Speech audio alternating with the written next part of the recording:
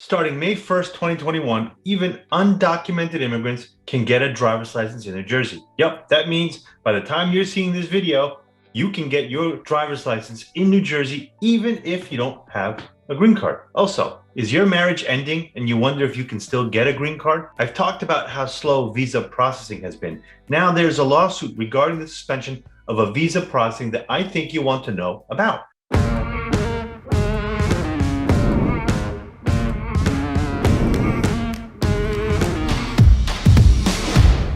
My name is Mejer, and I'm an immigration attorney. As a kid, I learned English from watching Sesame Street when I came to the United States.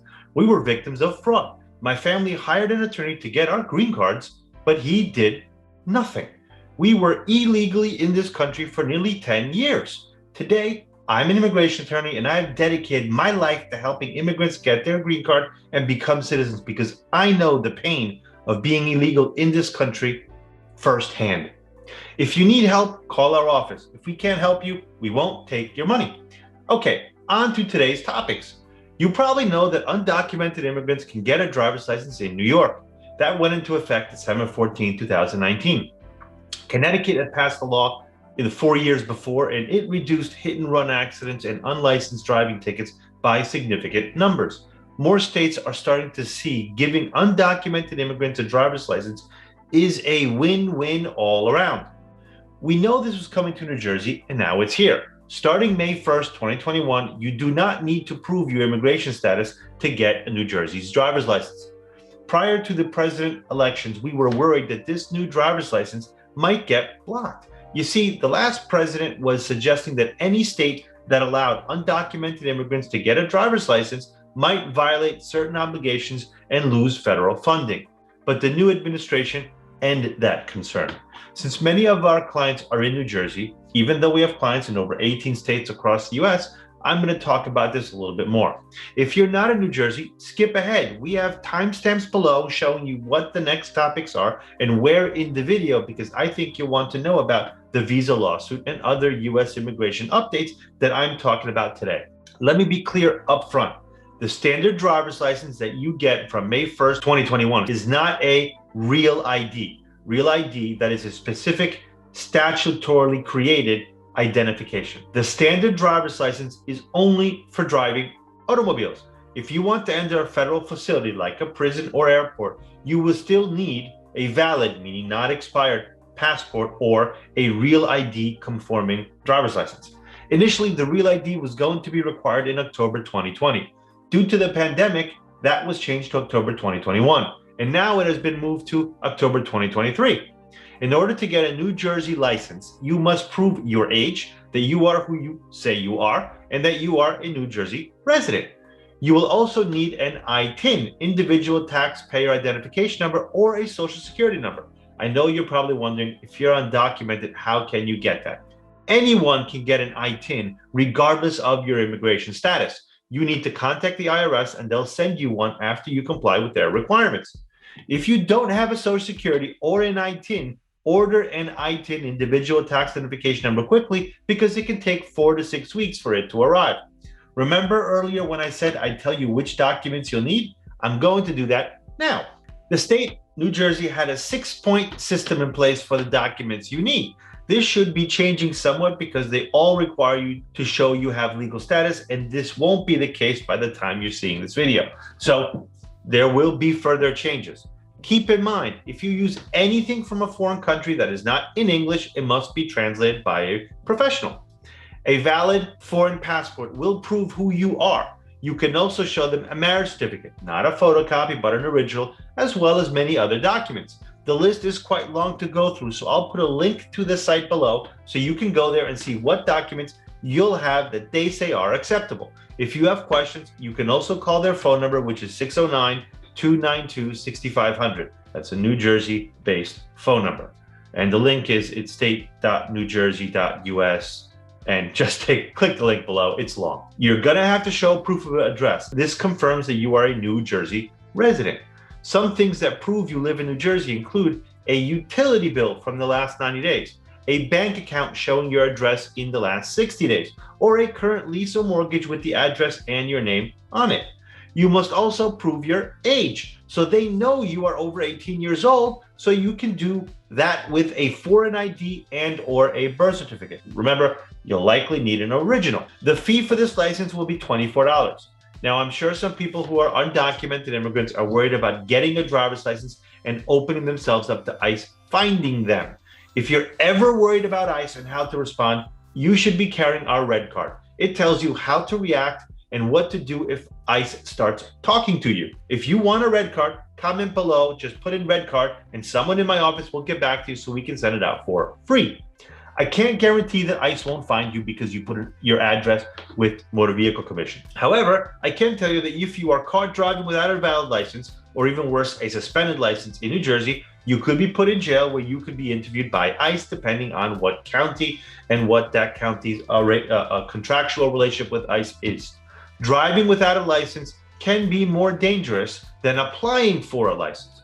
However, my advice changes if you already have an order of removal or if you have a pending order of arrest. Order of removal just means the judge issued your deportation order. Maybe you didn't show up to court, maybe you filed for something and it was denied and you got put into removal, whatever the reason. If you were ordered removed, or if you have an order of arrest, again, my advice changes if you already have an order of removal or you have a pending order of arrest. Today, Motor Vehicle Commission is not sharing your information with ICE.